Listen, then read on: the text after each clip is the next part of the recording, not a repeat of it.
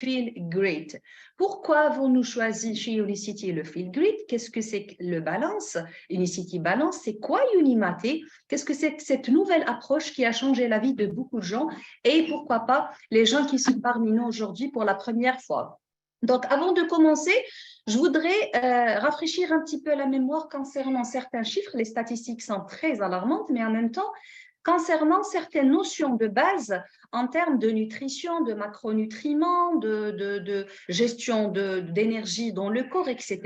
Donc, d'abord, commençons par les chiffres. Au fait, l'Organisation mondiale de santé parle des chiffres très, très, très alarmants, des maladies non transmissibles. Avant, on disait maladies chroniques, mais maintenant, on connaît que les maladies non transmissibles, ou même appelées maladies postmodernes, maladies, appelez-les quand vous voulez, sont malheureusement en flambée et sont la cause de 70% de mortalité dans le monde. En tête de liste, on parle de maladies cardiovasculaires, on parle d'hypertension artérielle, on parle de problèmes respiratoires, on parle de maladies neurodégénératives, mais pas que ça. Il y a l'obésité qui tue. L'OMS a classifié l'obésité et l'excès pondéral depuis 1975. Vous imaginez, 1975 et on n'arrive pas à trouver de solution, voire au contraire. Le nombre des obèses a été triplé, voire même quadruplé dans ces dernières années.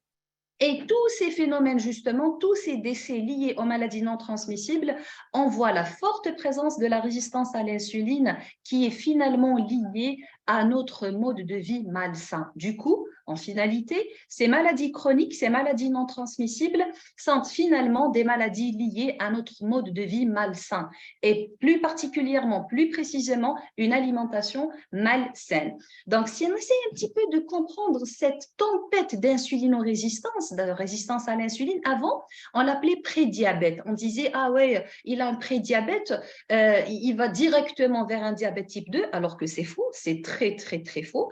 D'où l'intérêt de revoir justement les praticiens de la santé, voire même les nutritionnistes travaillent vraiment à cheval pour revoir ces notions malheureusement, je dirais pas fausses, mais c'est des notions qui doivent être revues de sorte à ce qu'il y ait plus de prise de conscience pour le mode de vie, pour l'alimentation, pour justement inverser ces chiffres, pourquoi pas. Donc, cette résistance à l'insuline est finalement un problème métabolique. Qu'est-ce que c'est que le métabolisme? En deux mots, c'est des millions de réactions chimiques qui se passent en même temps dans nos cellules, que ce soit nos cellules cardiovasculaires, les cellules du foie, les cellules de la peau, les fanettes, toutes les cellules ont une certaine machine-outil cellulaire qui travaille c'est-à-dire en permanent pour aboutir à une certaine fonctionnalité, les enzymes, voire même jusqu'au plus grand mouvement qui est par exemple la contraction musculaire, le mouvement, le fait de courir, de bouger, de parler, etc. Tout ça, c'est du métabolisme, bien parfait. Donc, cette insulinorésistance, il s'est avéré qu'elle peut être mesurée justement par les mêmes facteurs, identiquement les mêmes facteurs que l'on mesure le syndrome métabolique, donc le désordre des réactions chimiques dans notre corps qui se mesure par un taux de glycémie élevé, par des chiffres tensionnels élevés, par une HDLIMI effondrée. Généralement, on se concentre souvent quand on parle de cholestérol, voyons voir le LDL comment est-ce qu'il est, alors que la HDLIMI, c'est-à-dire le bon cholestérol, quand il est effondré, on ne fait pas très attention ou on ne prend pas soin de cet élément comme il se doit. Donc, l'HDLIMI effondré aussi, c'est un indicateur de désordre métabolique. Il y a aussi les triglycérides trop élevés, les tours de taille excessifs. Donc, tous ces facteurs finalement sont identiquement les mêmes que l'on retrouve dans les syndromes métaboliques. Du coup, l'insulinorésistance est un syndrome en elle-même que nous devons bien maîtriser pour y faire face. Donc, je disais que l'insulinorésistance, c'est au-delà de ce qu'on pensait un certain temps. Le pauvre, il a un prédiabète, il finira par faire un diabète type 2. C'est vraiment au-delà de ça. L'insulinorésistance, maintenant, elle est connue avec ça, c'est-à-dire son étroite relation avec d'autres maladies, à savoir l'obésité, à savoir les maladies neurodégénératives, le Parkinson, l'Alzheimer, les problèmes de migraine, on ne peut pas se concentrer, les gens vraiment trouvent du mal à apprendre de nouvelles notions, les problèmes articulaires, les douleurs, les problèmes d'accidents vasculaires cérébraux, les problèmes de foie, les problèmes de fertilité, que ce soit masculine ou féminine. Ensuite, il y a aussi les problèmes cardiovasculaires, voire même les cancers et le fameux diabète qui est comme une résultante à ce phénomène d'insulinorésistance. Donc, la clé au fait pour y faire face, pour vraiment se préparer, pour prévenir toutes ces maladies postmodernes qui nous entourent, les maladies non transmissibles qu'on vient de voir qu'elles tuent 70% du monde entier, c'est de réduire les taux d'insuline dans le sang, c'est de lutter contre cette insulinorésistance. Pour cela, il faut bien comprendre l'insulinorésistance. J'ai essayé de varier un petit peu les slides ce soir, Inch'Allah, afin de mieux assimiler ce phénomène et de bien digérer l'information. D'abord, l'insulinorésistance, elle démarre souvent, toujours, par une alimentation malsaine. Donc, 90%, c'est une alimentation transformée. Donc, on trouve des glucides en excès, on trouve du gras, on trouve du sel, des aliments transformés. Et malheureusement, on trouve très peu, voire même pas, de nutriments, d'oligo-éléments, de macronutriments, de fibres, de protéines, de vitamines et d'oligo-éléments. Du coup, ça va faire, bien sûr, après la digestion, ça va faire une hausse des taux de glycémie dans le sang, suite à laquelle le pancréas va répondre par une simple réponse qui est la fabrication de l'hormone responsable sur le taux de glycémie qui est l'insuline. Parfait, super. Donc, après un certain temps, cette hormone, elle est censée ouvrir les portes des cellules dans nos organes pour permettre à ce glucose, après la dégradation des aliments, pour lui permettre d'être stocké dans ces cellules. Mais malheureusement, malgré la présence de cette insuline et avec des taux très élevés, les cellules vont devenir résistantes. Elles vont se familiariser avec des taux trop élevés d'insuline. Aujourd'hui, demain, après un mois, 2 mois, un an, 2 ans, elles ne vont plus répondre à ce signal et elles vont commencer à devenir résistantes là où on commence malheureusement la tempête et le tsunami d'insulinorésistance. Qu'est-ce qu'il va faire le corps? Il va opter pour une deuxième machine outil, une deuxième solution qui est le stockage de cet excès de glucose sous forme d'adipocytes. Donc, on risque l'obésité, particulièrement abdominale. Donc, les viscères seront tous entourés de matière grasse, de ce qu'on appelle en métabolisme, on appelle les tissus adipeux comme un organe métaboliquement actif. Ça veut dire que c'est un organe. Pourquoi on fait toujours attention au poids? Parce que le poids, quand il commence à s'installer, il va lui-même provoquer d'autres bobos, à savoir les problèmes cardiovasculaires, les problèmes de capacité cognitive, l'énergie et tout ce que s'ensuit. Donc, ça, c'est-à-dire dans un petit moment. Ensuite, le corps, il va avoir besoin d'énergie parce que les réserves n'ont pas été utilisées malheureusement. C'est vrai qu'il y a eu une accumulation accrue d'adipocytes suite au stockage de glucose, mais après ce glucose, nous n'avons pas eu les façons, bien les atouts, bien les outils, pardon, nécessaires pour y accéder à ces réserves. Du coup, le corps, après un petit moment, va se sentir fatigué. Donc, la sensation de fringale, la faim douloureuse, la sueur et tout ce qui s'ensuit comme indicateur de manque d'énergie. Donc, le corps va encore se mettre à manger, malheureusement, une alimentation malsaine. Il aura toujours tendance à préférer les glucides comme source d'énergie et c'est ainsi que le cycle vicieux, malheureusement, s'installe de l'insulinorésistance. Donc, si on essaie un petit peu de comprendre qu'est-ce qui se passe, comme si nous avons dans nos organes des portes qui sont les récepteurs à insuline. Donc, l'excès de sucre, l'insuline, c'est le policier que vous voyez, c'est le cas normal que vous voyez sur votre gauche. Donc, le policier, c'est l'insuline, il vient frapper à la porte des organes en leur disant que j'ai du glucose pour vous, s'il vous plaît, ouvrez-moi la porte. C'est le normal, c'est le magnifique. Donc, l'organe ouvre la porte et le récepteur est là pour recevoir les quantités de glucose et les emmagasiner, les utiliser comme source d'énergie, etc.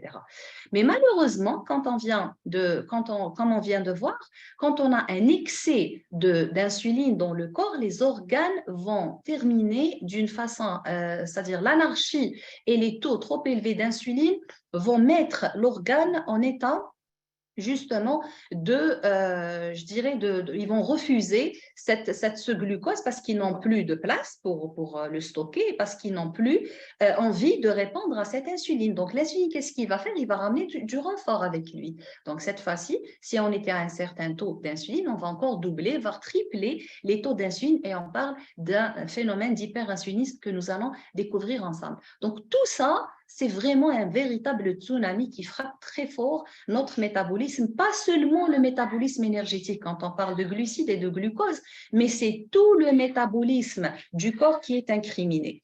Donc, si on essaye de comprendre l'histoire ou comment est-ce que cette insulinorésistance nous sépare du diabète type 2 ou d'autres maladies qui sont maintenant vraiment, on connaît par rapport aux études scientifiques, on connaît le lien entre l'insulinorésistance et les maladies, par exemple, neurodégénératives, par rapport aux maladies cardiovasculaires, l'infertilité masculine-féminine, etc., les maladies du foie.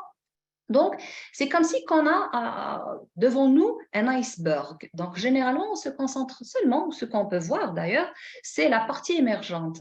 Mais tout ce qui est en dessous de la mer, on n'arrive pas à le voir, on n'arrive pas à le visualiser. Du coup, nous n'avons pas une idée sur qu'est-ce qui se passe au fait dans cette profondeur. C'est ça l'histoire de l'insulinorésistance. L'insulinorésistance, avant qu'elle déclenche d'autres maladies postmodernes, d'autres maladies métaboliques, elle peut durer pendant 10 ans, 15 ans, 20 ans, voire plus.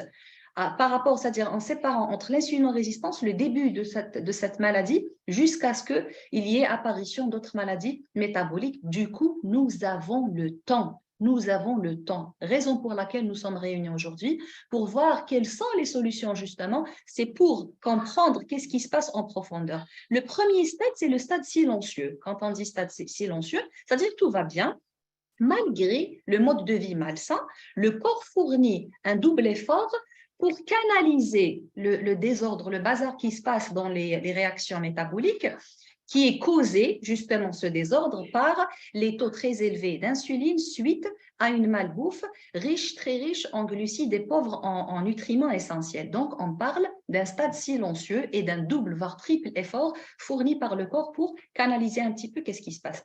Deuxième stade, on parle d'hyperinsulinisme compensatoire, c'est-à-dire le pancréas qui est censé sécréter, je dis n'importe quoi, qui est censé sécréter 10 molécules d'insuline, quand il voit 30 molécules de glucose, il est censé en sécréter autant d'insuline pour répondre à ces taux de glucose. Du coup, il va sécréter 30 molécules d'insuline. On parle donc d'un phénomène d'hyperinsulinisme compensatoire qui va épuiser davantage ce fameux organe qui est le pancréas.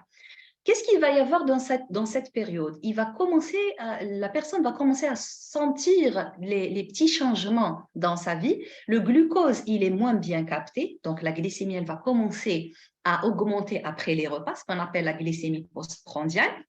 Donc, les cellules cibles ont du mal à répondre à des signaux qui sont exagérés vis-à-vis des quantités d'insuline, mais en même temps, on va avoir les tours de taille excessifs suite au stockage de glucose. On n'arrive plus à le stocker dans les organes qui sont glucodépendants, c'est-à-dire qui utilisent du glucose comme source d'énergie. L'obésité s'installe et tout le syndrome métabolique s'installe en termes de triglycérides, d'hypertension artérielle, hypo-HDLMI et tout ce qui s'ensuit. Le troisième stade, on parle de stade d'insulinorésistance. Elle est installée, elle est là, malgré que l'insuline est très dépendante, on parle d'hyperinsulinisme. Cela ne veut pas dire que la glycémie elle est gérée, équilibrée. Malheureusement, on a tout de même une hyperglycémie en même temps et à côté de cette hyperinsulinisme.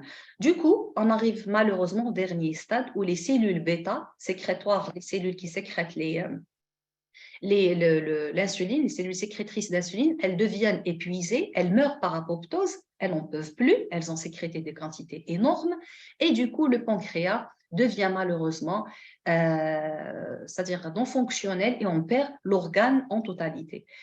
Par contre, la question qu'on doit se poser, est-ce qu'il y a un chemin inverse? Est-ce qu'on peut faire demi-tour? Est-ce qu'il y a une façon? Oui, il y en a. Il y a une façon, heureusement d'ailleurs. Comment est-ce qu'on peut y procéder? Par une bonne hygiène de vie. Le glucose peut encore une fois être bien capté, bien toléré, si, je dis seulement si, dans certaines conditions, si on arrive à gérer son poids, avoir un poids normal et maintenir un poids optimal, avec une activité physique adaptée, donc selon les cas, chacun son cas, avec un mode de vie sain, dormir correctement, éviter le stress, ça peut créer d'une façon, c'est-à-dire d'une façon très, très métabolique et très dynamique, recréer la flexibilité métabolique et du coup une meilleure sensibilité de ces cellules à l'insuline qui étaient à un moment donné malheureusement insensibles. Et du coup, ceci dit, nous allons réparer le métabolisme. On parle d'une relance métabolique, une santé métabolique redevient encore une fois saine. Donc voilà, pour vraiment récapituler, encore une fois, il n'y a pas que le diabète type 2, c'est toutes les maladies postmodernes qui suivent le schéma d'insulinorésistance. Donc heureusement, il y a quelques signes qui alarment le corps humain, qui nous disent un petit peu sur ce qui se passe dans nos corps concernant l'insulinorésistance. Il y a d'abord la fatigue. Les gens qui sont souvent fatigués, c'est l'un des signes majeurs d'insulinorésistance. La douleur articulaire, des douleurs articulaires inexpliquées, des maux de tête inexpliqués, les œdèmes, les graisses abdominales, ce qu'on appelle les acrocordons sur le cou, c'est des petites extensions de la peau, l'hypertension artérielle, l'eczéma, le psoriasis, l'hyperpigmentation au niveau du cou aussi. Donc, tout ça, c'est des signes qui nous indiquent justement que le corps souffre d'une insulinorésistance et que les taux d'insuline sont trop élevés au point où les cellules n'arrivent plus à répondre à ce signal et vont commencer à lutter, à résister à ce signal qui est les taux d'insuline. Donc maintenant, essayons de rafraîchir un petit peu les notions de base concernant la nutrition. Maintenant, on vient de voir que le métabolisme est très important, l'insulinorésistance c'est l'une des préoccupations, c'est l'un des problèmes majeurs qui initie toutes les maladies postmodernes, mais en même temps, nous avons besoin d'énergie. Nous avons besoin d'utiliser de l'énergie pour être en bonne forme, pour vivre, pour travailler. C'est-à-dire, comment est-ce qu'on pourrait s'alimenter et quelles sont les bases nutritionnelles essentielles? Au fait, les bases nutritionnelles essentielles concernant l'énergie, l'utilisation et le management, la gestion de l'énergie dans le corps, c'est à travers 3 macronutriments qui sont les protéines, les lipides et les glucides. Il n'y a pas que les glucides qui donnent de l'énergie. Toutes ces sources peuvent être converties après la digestion et toute la dégradation, peuvent être converties en sources d'énergie pour le corps. Et nous allons aujourd'hui, cette soirée, nous intéresser aux glucides. Nous allons nous intéresser aux glucides, nous allons nous intéresser aux fibres et comment est-ce que les fibres, justement, sont une clé très importante que nous devons exploiter afin de pouvoir gérer les taux d'insuline et les taux de glycémie dans le corps. Notre corps, si on peut un petit peu, ou on essaie un petit peu de comprendre comment est-ce qu'il utilise l'énergie, vous l'imaginez comme, essayez de l'imaginer comme une voiture hybride. Vous connaissez tous les voitures hybrides qui utilisent à la fois du carburant et de l'électricité pour alimenter le moteur. Elles sont conçues pour switcher entre les deux sources d'énergie. Parfait, magnifique. Si on essaye de comprendre un petit peu le lien entre la voiture hybride et le corps humain, de la même façon, le corps humain est doté de toutes les notions, de toutes les machines-outils qui lui permettent de switcher entre deux sources d'énergie très importantes qui sont les glucides, qui vont se dégrader pour donner une forme plus facile qui est le glucose, comme source d'énergie de beaucoup de cellules dans notre corps. Et la deuxième source qui est le gras, les lipides. Que ce soit les lipides que nous apportons, les lipides sains, bien sûr, l'huile d'olive, l'avocat ou autres, les oméga-3 et tout, comme source de bonnes graisses, ou bien les graisses déjà emmagasinées sous forme d'adipocytes dans notre corps. Ça, c'est le parfait. Mais malheureusement, suite aux conditions de vie malsaines, l'alimentation malsaine, la sédentarité, le stress, le corps va utiliser uniquement les glucides comme source d'énergie. Et on parle d'inflexibilité métabolique vis-à-vis des sources énergétiques utilisées par le corps. On ne pourra pas, malgré avoir eu beaucoup d'adipocytes, beaucoup de dépôts de tissus adipeux, mais on n'arrive pas à le brûler, on n'arrive pas à l'utiliser. On était censé savoir comment le faire, mais nous avons oublié comment y accéder. Donc, l'inflexibilité métabolique, en 2 mots, c'est la perte du pouvoir. On n'arrive plus à switcher entre les deux sources d'énergie et l'utilisation exclusive, on utilisera exclusivement les glucides comme source d'énergie. Donc, en fait, maintenant, on se pose la question, quelle est la clé ou bien le déterminant, justement, qui peut me permettre de réparer, de rétablir ce phénomène ou bien ce pouvoir de switcher entre les deux sources d'énergie. Le déterminant essentiel et la clé essentielle, c'est les taux d'insuline. Tant que les taux d'insuline sont trop élevés, donc nous allons utiliser uniquement les glucides comme source d'énergie. Si on arrive à faire baisser les taux d'insuline, c'est à ce moment-là que le corps devient apte et capable d'utiliser les lipides emmagasinés dans le corps sous forme d'adipocytes comme source d'énergie. Donc, encore une fois, l'insuline, des taux sains, des taux revus à la baisse, c'est eux qui conditionnent notre utilisation de lipides comme source d'énergie, donc combustion de graisse, métabolisme actif, métabolisme avec une bonne flexibilité, appelez-le quand vous voulez, santé métabolique excellente, optimale, prévention des maladies non transmissibles, maladies cardiovasculaires, des troubles de tout ça. Ça va dans le côté où on arrive à utiliser les lipides comme source d'énergie. Mais encore une fois, malheureusement, nous ne vivons pas une vie parfaite. On vit dans un stress au quotidien, nous avons des challenges, nous avons du boulot, nous avons notre vie quotidienne, personnelle, savoir chacun a ses préoccupations, ses challenges. La mauvaise alimentation, on est tenté malheureusement par les aliments rapides, les aliments faciles avec toute cette modernisation. Le manque d'activité physique, nous n'avons pas le temps, nous avons ceci, cela, nous avons d'autres engagements. Et aussi, il y a le problème des heures de travail à la charge. Il y a à côté de tout ça, tous ces facteurs sont vraiment propices pour développer un syndrome métabolique qui va encore nous enfoncer dans tout ce qu'on vient de voir. Du coup, raison pour laquelle il faut bien décortiquer, il faut bien comprendre comment est-ce qu'on doit agir.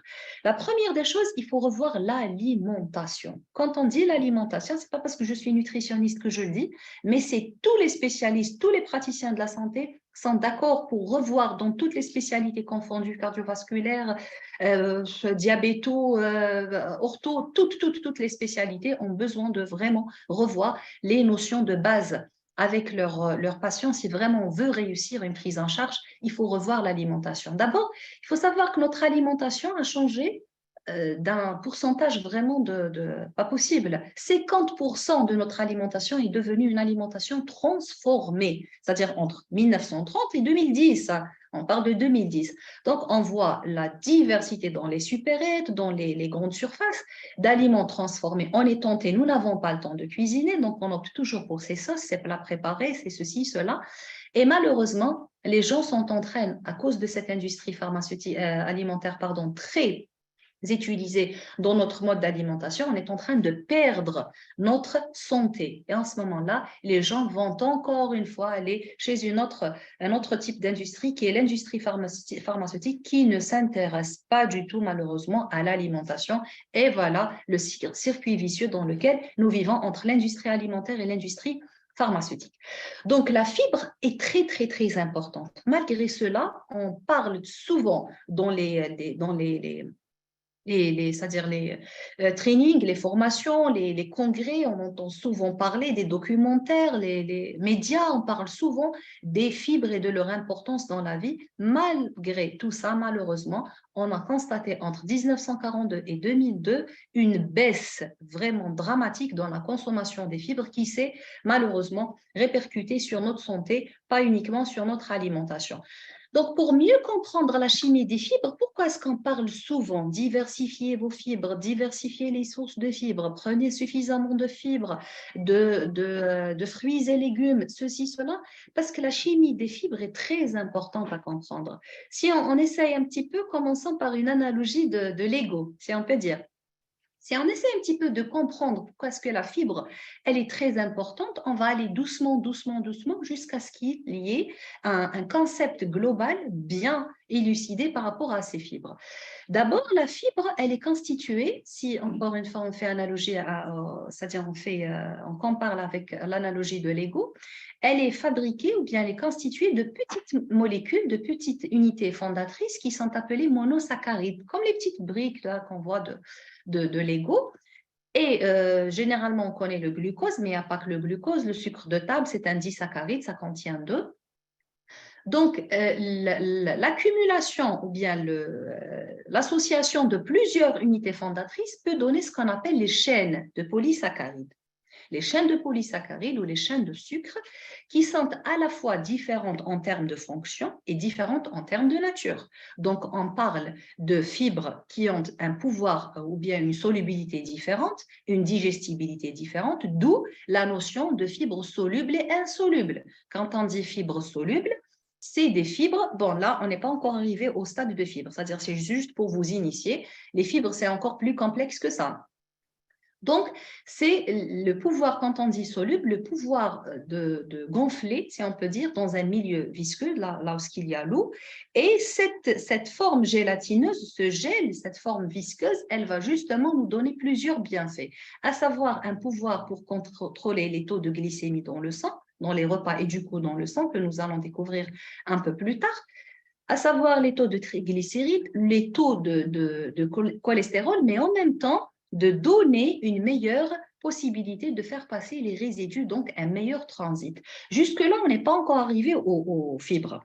C'est lorsqu'on arrive à construire une belle maison avec tous ces détails, c'est à ce moment-là qu'on parle d'une structure de matrice polysaccharidique. C'est des dizaines de polysaccharides qui sont à la fois empilés et pliés l'un sur l'autre pour donner cette belle structure. Et là, on parle de fibres. Donc, vous imaginez d'où est-ce qu'on est venu jusqu'à ce qu'il y ait toute cette forme complexe. C'est la chimie des fibres. Donc, la fibre est complexe, raison pour laquelle on dit toujours il faut miser sur les sucres lents. Et les fibres, c'est eux justement qui peuvent donner ces sucres lents grâce à la dégradation de ces molécules et ces unités fondatrices, alors que le sucre simple, les monosaccharides, le sucre de table, c'est ça ce qu'il faut bannir, c'est le sucre rapide. Et c'est ça ce qui fait les dégâts généralement dans l'alimentation. Encore une fois, pourquoi on s'intéresse ce soir aux fibres et la chimie des fibres? Parce que la fibre va aller au-delà de notre santé intestinale. La fibre, c'est pas juste uniquement pour les ballonnements, les petits bobos de transit. J'arrive pas à digérer mon alimentation d'une façon normale, quoi que je mange, je ressens un inconfort abdominal. Non, non, non. La fibre, c'est vraiment au-delà de ça. La fibre, c'est en plus de la santé digestive, on parle d'un pouvoir ou bien d'une capacité de gestion de poids. Quand on dit gestion de poids, par quel phénomène? Par le phénomène que les fibres solubles, elles vont filtrer, mais pas toutes les fibres. Il faut vraiment bien choisir les fibres. Et on en parlera un peu plus tard sur les fibres. Comment peut-on choisir la meilleure fibre? La fibre optimale pour avoir plus de bienfaits et de vertus. Donc, le pouvoir pour la meilleure gestion du poids, la meilleure gestion et le contrôle du cholestérol, des triglycérides, mais pas que ça. Les fibres aussi contiennent ce qu'on appelle les prébiotiques. Là, vous connaissez tous les probiotiques, on en a parlé, c'est-à-dire dans les pubs, dans les réseaux sociaux, on connaît tous les probiotiques. Mais pour que ces probiotiques, justement, soient efficaces, soient actifs, il faut qu'il y ait une source d'énergie pour eux. Il faut qu'on les nourrisse. Et c'est ces prébiotiques, justement, une certaine qualité de fibres que nous ne trouvons pas facilement et pas dans toutes les fibres. Elles existent, ces prébiotiques, que nous pouvons justement nourrir ces probiotiques. Encore une fois, le microbiote sain et équilibré gère mieux le poids, les taux de glycémie dans le sang, l'humeur, l'énergie et même contribue entre 70 à 80% dans l'efficacité de la réponse immunitaire. Donc, vous voyez comment est-ce que le corps humain est vraiment enchaîné l'un à l'autre et chaque système fournit de l'aide au deuxième système quand il est vraiment bien entretenu. Du coup, là, on est d'accord que la fibre est vraiment au-delà de la santé intestinale. Mais la question qui se pose, en fait, comment comment dois-je décider quelle est la quantité que je dois consommer de fibres par jour? Certes, on dit entre 25 et 38 grammes, si c'est une femme ou homme, par jour, c'est la ration journalière que nous devons toujours privilégier en termes de fibres. Mais cela correspond à combien? Est-ce que je peux me contenter d'une petite courgette ou bien par rapport aux préférences, il y a des gens qui disent que je préfère ceci, je ne préfère pas manger ce genre de légumes, je mise plus sur ça. Au fait, imaginez, pour arriver à 25 grammes de fibres, il nous faut 3 grands brocolis, 3 grosses laitues, 12 tomates. On va vraiment passer toute la journée en train de mâcher pour arriver à 25 grammes. C'est énorme la quantité qu'il nous faudra justement pour atteindre cette quantité de fibres journalière. Du coup, il y a une nouvelle approche. il y a l'intérêt d'utilisation de compléments alimentaires. La supplémentation, elle peut vraiment m'être vraiment précieuse pour m'aider pour arriver à ces taux sains. Encore une fois, comment est-ce qu'on pourra optimiser notre choix? Pour optimiser le choix, il faut toujours réfléchir quelles sont les fibres que je dois prendre. Les fibres ne sont pas toutes identiques. Chaque fibre a sa particularité, chaque fibre a sa spécificité que nous ne trouvons pas forcément et systématiquement dans d'autres types de fibres, même s'il s'agit de la même famille, hein. C'est-à-dire, si on parle de laitue, si on parle de tomates, si on parle d'autres types de légumes, chaque légume a sa particularité, sa spécificité. Donc, il faut d'abord miser sur des fibres scientifiquement brevetées, c'est-à-dire c'est des fibres qui ont des certificats, qui ont des études qui prouvent leur effet, leur vertu, leur bienfait vis-à-vis de 1, 2, 3, 4 par rapport à la santé humaine. Deuxième point, il faut varier le maximum. Donc, il faut miser sur une source de fibres qui peut m'apporter un maximum de fibres diversifiées. Donc, on parle de la diversification pour deux raisons. D'abord, quand on vient de voir, il y a les fibres hydrosolubles et les fibres digestibles, non digestibles. Celles qui sont facilement hydrosolubles, on avait dit qu'elles vont se gonfler dans l'eau, qu'elles vont filtrer les taux de glycémie, de cholestérol et tout.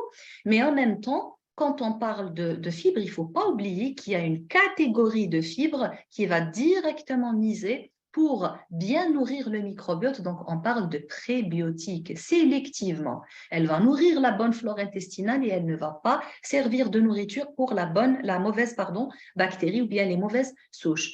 Du coup, nous allons en même temps chercher ces fibres qui sont brevetées, ces fibres qui ont fait l'objet de beaucoup d'études scientifiques pour vraiment avoir le maximum, maximiser les bienfaits et les vertus pour ma santé. Et en même temps, il faut que cette source soit variée le plus que possible par rapport au type de fibre et par rapport aussi de cet intérêt qui est le microbiote, comment le nourrir. Donc tout ça, c'est pas évident de trouver une fibre qui réunit toutes ces spécificités. Encore une fois, raison pour laquelle la supplémentation a fait l'objet de plusieurs études pour apporter de l'aide et apporter un plus dans l'alimentation. Après les fibres, on parle aussi, c'est-à-dire après avoir eu toutes ces notions concernant l'alimentation saine, il faut aussi comprendre qu'il n'y a pas que l'assiette qui compte. Il y a aussi la répartition. On dit une répartition saine, parfois vaut mieux qu'un plat sain ou bien qu'une alimentation saine. Quand on parle d'une bonne répartition des repas par jour, il faut toujours penser comment est-ce que je pourrais avoir de l'énergie, je pourrais avoir toute la ration, tous les besoins en termes de macronutriments, micronutriments, les oligo-éléments, les vitamines, les minéraux, tout, les fibres, les protéines, les lipides, tous les éléments essentiels pour une alimentation saine et équilibrée, mais en même temps, sans avoir eu un abus de consommation. La suralimentation, elle est très, très dangereuse. On voit malheureusement des gens qui passent toute la journée en train de manger. Petit déjeuner, ensuite un petit snack, ensuite il y a le déjeuner, ensuite un petit snack, ensuite il y a le souper, ensuite il y a...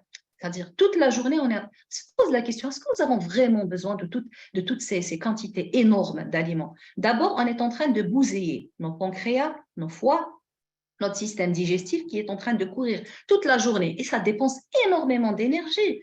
C'est dingue comment est-ce qu'il est en train de gérer toutes ces quantités, le système digestif. Il y a des glandes, il y a des organes, il y a une mastication, il y a plein de trucs qui se font. Du coup, une répartition saine est aussi importante qu'un plat sain et équilibré. La répartition saine, ou ce qu'on appelle une alimentation limitée dans le temps va nous permettre à la fois de garantir des taux sains de glucose et de cholestérol dans le sang, de donner une meilleure réponse aux chiffres tensionnels. Donc, les gens connaissent très, très bien qu'est-ce que c'est que qu'est-ce que c'est que les liens entre l'insulinorésistance, les chiffres tensionnels et tout ce qu'on vient de voir préalablement. La santé cardiaque, donc ça va de soi. On parle aussi d'une meilleure gestion du poids parce qu'on arrive à gérer les fringales. Les sensations de fringales, comme on vient de voir, c'est juste une résultante, c'est un résultat d'une insulinorésistance qui est déjà initiée par une alimentation malsaine. Donc, si on arrive à choisir ses fibres, si on arrive à choisir son assiette saine et à répartir d'une façon saine nos repas par jour, nous allons justement permettre au corps de donner une meilleure réponse à l'insuline, de piocher dans ses réserves, de brûler ses graisses emmagasinées depuis des dizaines d'années et en même temps d'améliorer y aurait une gestion du poids saine et équilibrée sans carence. Je dis bien sans carence parce qu'on a agi d'une façon saine.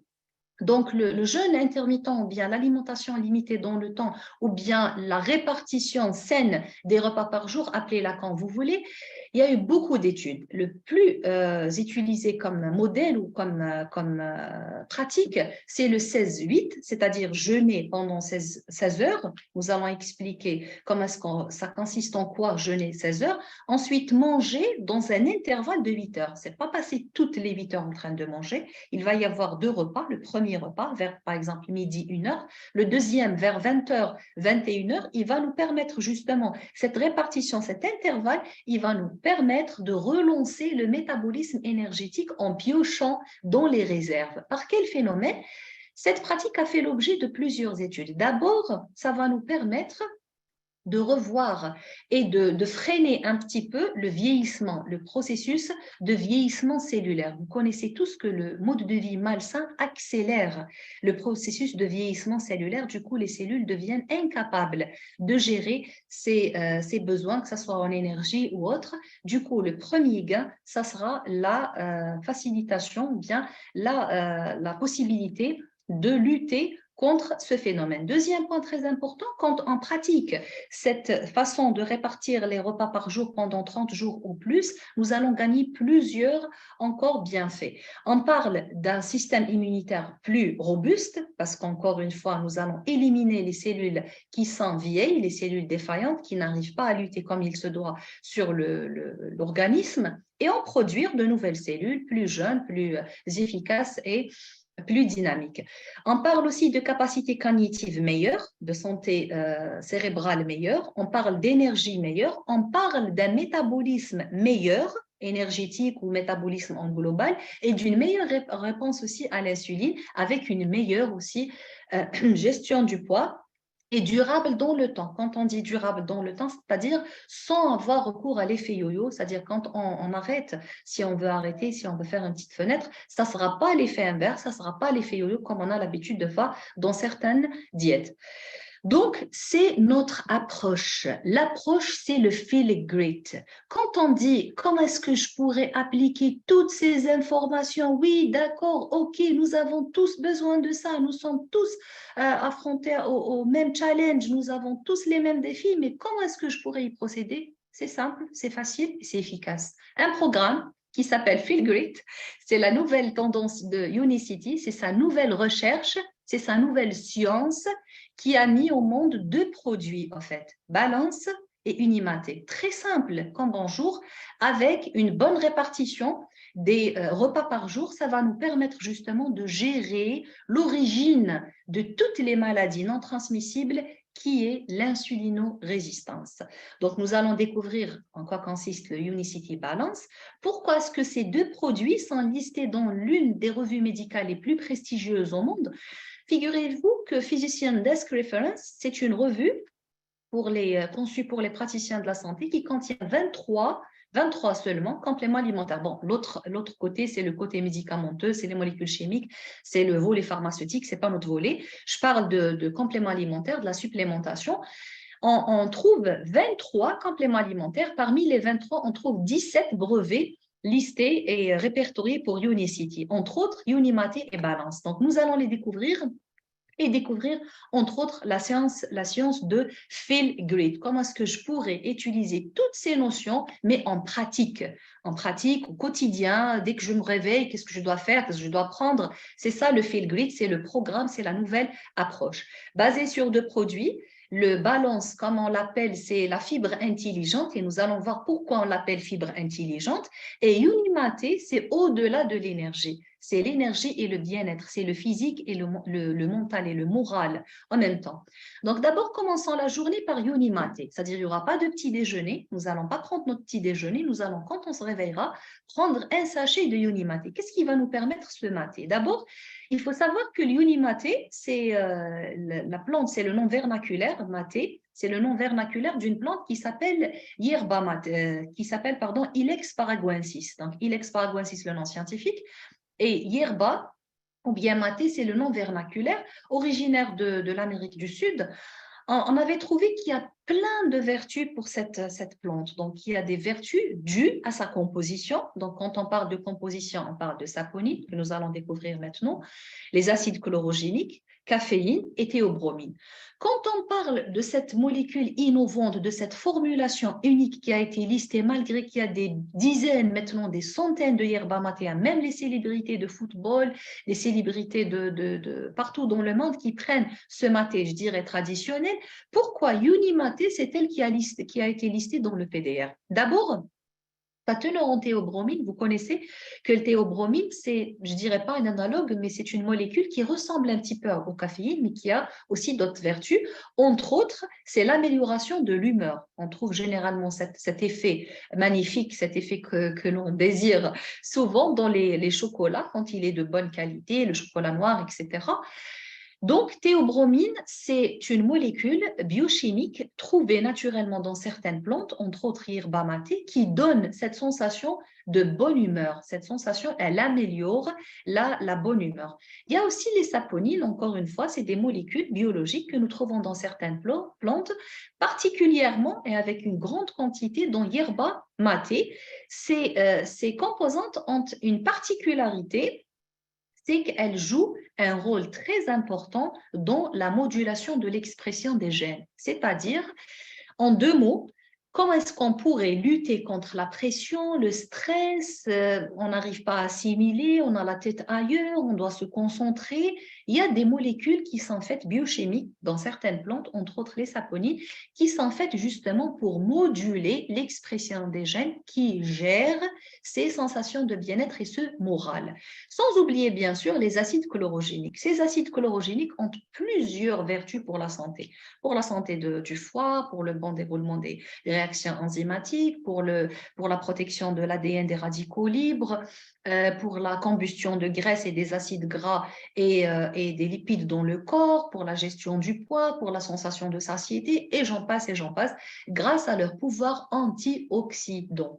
Donc tout ça, toute cette formule magique trouvée dans Unimaté, encore une fois, grâce à un procédé de fabrication très très sophistiqué, Unimaté est devenu encore 10 fois plus concentré que le maté traditionnel que vous avez l'habitude de voir certaines célébrités en train de le prendre. Donc, grâce à une concentration de 375 fois plus d'acide chlorogénique, donc imaginez la quantité immense d'antioxydants que nous pouvons trouver dans Unimaté. C'est ça ce qui fait la différence. Et que quand je prends Unimaté le matin, au lieu de prendre un petit déjeuner généralement malsain, des croissants ou du sucré salé, des choses même pas salées, c'est des choses généralement des pâtes et tout ce qui s'ensuit. Ça va me permettre d'abord de donner un boost énergétique le matin.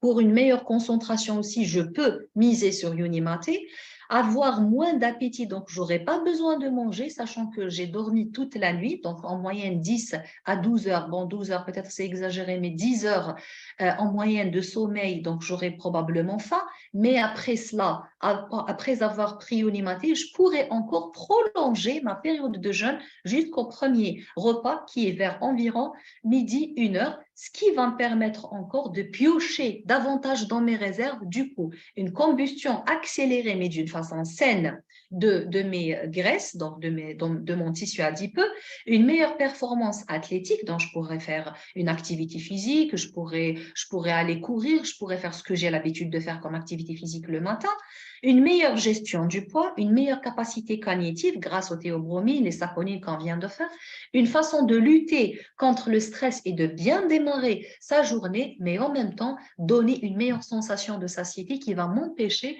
de manger n'importe quoi, surtout les petits snacks, les petites collations avant le repas principal, le premier repas vers midi, 1 heure. Donc le deuxième produit, le balance. Le balance, j'adore l'appellation de balance, sachant que les BioSlife, les fibres, c'est comme quelque chose c'est un axe chez Ionicity. Les fibres, on trouve minimum 5 ou 6 fibres dans les marchés Ionicity à travers les 60 pays où on existe. Mais le balance, vraiment, il porte bien son nom, c'est qu'il est là pour balancer les taux de glycémie, les taux de cholestérol et de nous fournir aussi, c'est une source de vitamines, d'oligo-éléments nécessaires pour une meilleure gestion d'énergie dans la journée. Donc, le balance, il faut, quand on essaie un petit peu de décortiquer sa composition, on comprend qu'est-ce qui a fait breveter cette molécule, malgré qu'il existe des centaines, des milliers de fibres à travers le monde. D'abord, c'est une source variée de fibres. Quand on voit des fibres, on vient de voir l'intérêt des fibres, le but de diversifier les sources de fibres, comment est-ce que la fibre va au-delà de la santé digestive. Donc, il y a une variabilité dans les sources de fibres.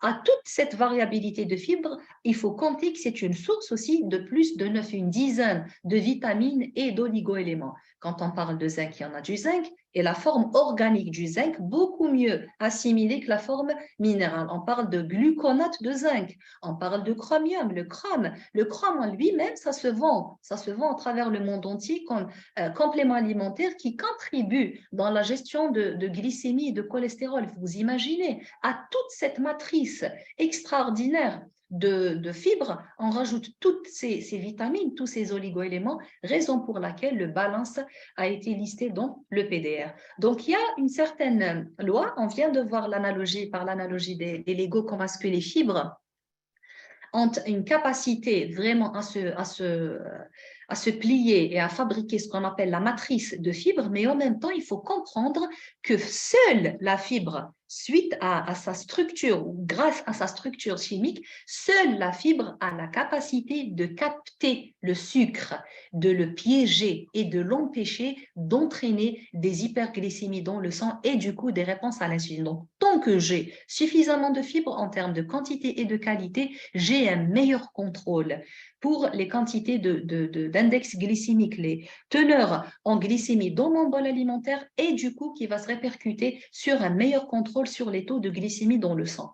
Donc cette formulation, elle est unique. Elle est répertoriée dans le PDR grâce à tout ce qu'on vient de voir, les antioxydants en termes de vitamines. Il y en a, la vitamine A, C, E, un complexe de vitamine B. Quand on dit complexe de vitamine B, égale anti-fatigue. Parce que la majorité de gens, quand ils essayent un petit peu de trouver des solutions, des diètes, des programmes, ils ont toujours peur des problèmes d'énergie, en se disant que quand je vais commencer un régime alimentaire, je serai toujours fatiguée, j'aurai toujours besoin de quelque chose pour booster mon énergie. C'est d'emblée fait. Il y a Unimate et il y a aussi la formule de Slim qui est déjà renforcée avec le nécessaire et l'essentiel en vitamines. Surtout, en tête de liste, il y a la vitamine, le complexe de vitamine B, sans oublier bien sûr le polyconazole, les phytostérols, les fibres essentielles qui ont la capacité de capter et de piéger le glucose. Donc, voici quelques études faites par Unicity avec l'Université de Sydney, raison pour laquelle on avait dit au début, il faut miser sur la fibre qui a le plus d'études. Les résultats cliniques en parlent. C'est une étude qui a été faite en étroite collaboration avec l'Université de Sydney sur un groupe de volontaires qui ont pris une quantité de glucose et on avait dosé ensuite, après la prise de glucose, les taux de glycémie. Bien sûr, le glucose, une fois ingéré, il va entraîner une augmentation de glycémie dans le sang. Le même groupe avait pris cette fois du pain blanc. Comme vous le savez, le pain blanc, encore une fois, va faire augmenter les taux de glycémie. Les mêmes personnes avaient pris les mêmes quantités de glycémie et de pain blanc, mais cette fois-ci, précédée d'une dose de balance. Donc, nous avons remarqué une baisse spectaculaire dans les quantités de glycémie qui sont dues à quoi, au fait? Elles sont dues justement à ce filtre. Ces fibres qui ont su comment capter ce sucre qui se trouve, que ce soit dans le pain blanc ou dans le glucose qu'on avait administré à ce groupe de volontaires, et ont réduit d'une façon significative les taux de glycémie, donc dans le bol alimentaire et du coup dans le sang. Donc la même étude a été faite sur les mêmes personnes, mais cette fois-ci, on avait dosé chez eux l'insuline. Maintenant, on comprend très bien que l'insuline n'est qu'une réponse au taux de glycémie. Si on veut vraiment réduire les taux d'insuline, on n'a qu'à revoir notre alimentation, on n'a qu'à revoir les taux de glucose ingérés. Donc, vu que balance avait la capacité de réduire les taux de glycémie dans le bol alimentaire et du coup dans le sang, le pancréas n'a pas sécrété des quantités énormes d'insuline, il sécrétera juste ce qu'il faut pour digérer et pour contrôler les taux de glycémie. Donc, comment est-ce que cela a été fait? Cela a été fait en réduisant les index glycémiques des repas. Du coup, le balance, il est là pour balancer, pour peser, pour filtrer comme un policier de route. Donc, il va laisser passer les aliments à index glycémique bas ou moyen. Il va empêcher les aliments à index glycémique trop élevé de passer. C'est une façon de filtrer. En plus de tout ça, il y a le capteur qui se trouve dans ces fibres-là, pardon, qui ont la capacité de capter l'excès de sucre dans les aliments. Donc, qu'est-ce que je vais avoir quand je vais prendre le balance avant le premier repas, avant le deuxième repas? Donc, on avait dit entre midi et 1h, ça sera le premier repas. Et entre 20h, 21h, je préfère 20h, 21h, c'est très exagéré. 20h, ça sera le deuxième repas, donc partons sur midi, 20h. De cette façon, nous allons permettre justement au corps, avant de prendre le repas, en prenant le balance, nous allons permettre justement au corps d'abord de réduire les effets des glucides sur la glycémie, de revoir et de contrôler les taux de cholestérol, parce que balance, encore une fois, de la même façon, les fibres ont la capacité de réduire les taux de cholestérol et de les empêcher, ces quantités de cholestérol, d'être absorbées par les intestins et d'aller au niveau des taux sériques, c'est-à-dire dans le sang. Et en même temps, ça va nous permettre de nous donner une meilleure sensation de satiété, c'est-à-dire une meilleure sensation de satiété, de lutter contre un fléau qui sont les sensations de fringale. Il y a beaucoup de gens qui n'arrivent pas à tenir entre les repas, mais c'est énorme. C'est un problème très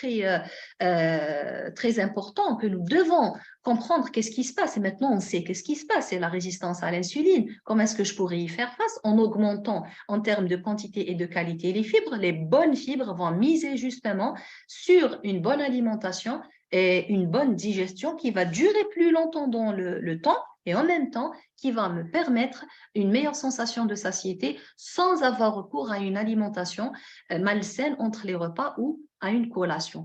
Donc, l'apport en vitamines, en oligo-éléments, on vient de voir le zinc, en gluconate en plus, c'est la forme organique, la meilleure forme de zinc. On vient de voir aussi le chrome, on vient de voir le complexe de vitamine B, le complexe de vitamine A, C, E, les antioxydants les plus puissants.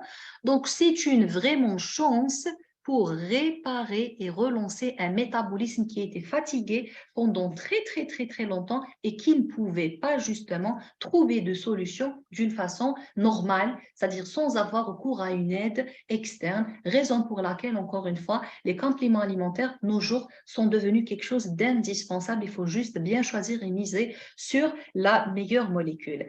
Passons maintenant aux questions. Je vous ai choisi un petit peu les questions les plus fréquentes concernant le feel grit.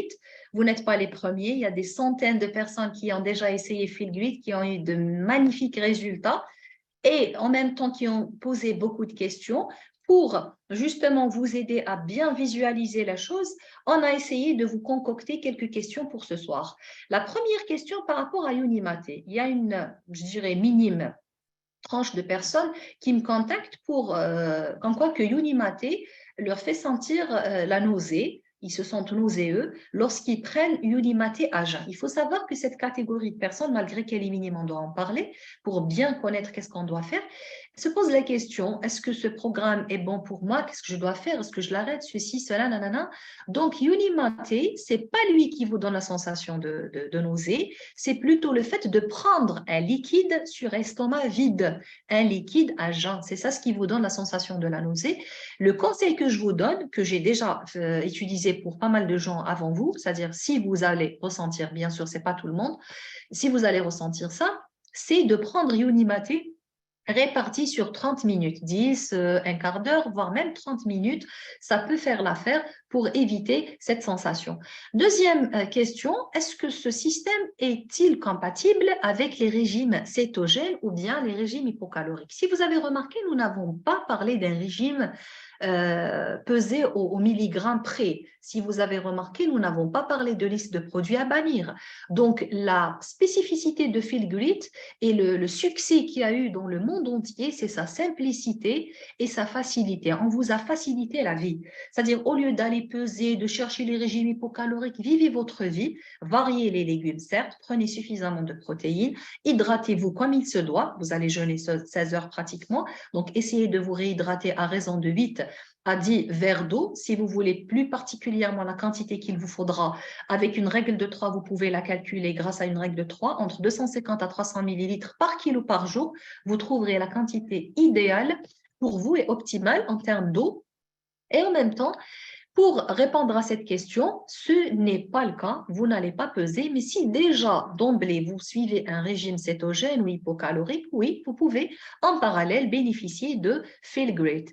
Il y a une autre question qui revient assez souvent sur la quantité de caféine. Pour les gens qui ne peuvent pas s'en passer de caféine pour démarrer leur journée, il faut savoir qu'une tasse de Yoni Maté contient parfaitement ce que vous recherchez en prenant une tasse de café ordinaire. Ça contient 80 mg de caféine pour les gens qui sont trop caféine. Il y a une autre question qui revient assez souvent pour les gens qui connaissent déjà les produits Unicity, qui se demandent, il y a un certain produit pour les nouveaux qui sont parmi nous qui s'appelle BioSlife Energy ou bien Matcha. C'est un produit énergisant, antioxydant, que nous utilisons et nous préconisons pour la santé métabolique.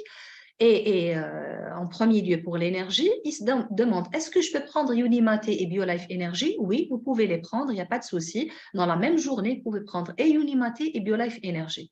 D'autres questions concernant le slim? Il y a une toute petite partie de personnes qui se demandent que le slim, quand je le prends, le balance, je veux dire, en Europe, c'est le balance, excusez-moi, le slim, c'est une autre appellation, hein, le même produit, mais qui existe dans d'autres marchés, pardon. Donc, le balance, quand je le prends, j'ai la sensation je me sens gonflée. Est-ce que je ne le tolère pas? Est-ce que non, non, non, non, au contraire. Ces gens, justement, là, ils ont un régime alimentaire très, très, très pauvre en fibres. Il ne faut jamais arrêter balance parce que vous ressentez cette sensation. Heureusement que ce n'est pas beaucoup de gens qui ressentent ça, mais quand même, j'attire l'attention. Si vous ressentez cet effet indésirable, je dirais, vous n'avez qu'à réduire la quantité de balance. Prenez un demi-sachet pendant 3, 4, 5 jours jusqu'à ce que le corps se familiarise avec la quantité et la qualité de fibres contenues dans le balance. À ce moment-là, allez-y sur 2 sachets jour répartis, un sachet avant le premier repas et un sachet 10 minutes à 15 minutes avant le deuxième repas. Avec ces questions, je pense qu'on est arrivé à la fin de notre formation aujourd'hui. Maintenant, vous connaissez le challenge. Maintenant, vous connaissez que vous pouvez facilement, justement, relever le défi. Vous pouvez arriver à votre santé optimale, que ce soit en gestion de poids, que ce soit en prévention. Je veux prévenir mon corps des maladies postmodernes, des troubles métaboliques, des problèmes de cholestérol, de triglycérides. Je veux me sentir en bonne énergie. Je suis tout le temps fatiguée. J'arrive pas, justement, à vivre une vie équilibrée par rapport à l'énergie, par rapport à beaucoup de choses. Donc là, nous avons essayé de vous donner toutes les pratiques de la science moderne sous forme d'un programme facile, efficace et surtout très, c'est-à-dire très, très pratique en termes d'utilisation. Une répartition saine des repas avec 2 produits listés dans les revues les plus prestigieuses. Maintenant, vous avez une des résolutions pour 2023, il me semble. Donc, tout le monde, en fin d'année, on commence un petit peu à imaginer la nouvelle année. Je vais essayer de m'inscrire dans une salle de sport. Je vais essayer de gérer, faire plus attention à mon poids. Là, je trouve que je ne vis pas bien, je ne suis pas en pleine énergie, j'arrive pas à profiter de ma vie, j'arrive pas à me retrouver, c'est-à-dire en pleine forme, ni avec ma famille, ceci, cela. Donc là, je pense que vous avez une belle résolution pour 2023 afin que nous puissions un petit peu vous aider sur le plan nutritionnel. C'était les meilleurs vraiment conseils que je voulais partager avec vous. J'espère que vous avez noté. Et le plus important, comme Ilyes l'avait dit tout à fait au début, n'oubliez pas de partager. La science, ça se partage, croyez-moi. Nous avons fait le maximum pour partager avec vous toutes les sciences. On ne vous a pas dit que le feel great est égal bonne répartition des repas, plus balance, plus feel great. Non, on ne s'est pas contenté de ça. On est allé vraiment dans les détails. On a partagé avec vous le secret, la formulation des produits pour que vous puissiez vraiment comprendre en quoi cela consiste. N'oubliez pas de partager avec les autres, vous aussi, comme on l'avait fait avec vous. J'espère que toutes ces informations vous seront utiles et Inch'Allah, on va se retrouver dans d'autres formations. À bientôt et excellente soirée à tout le monde.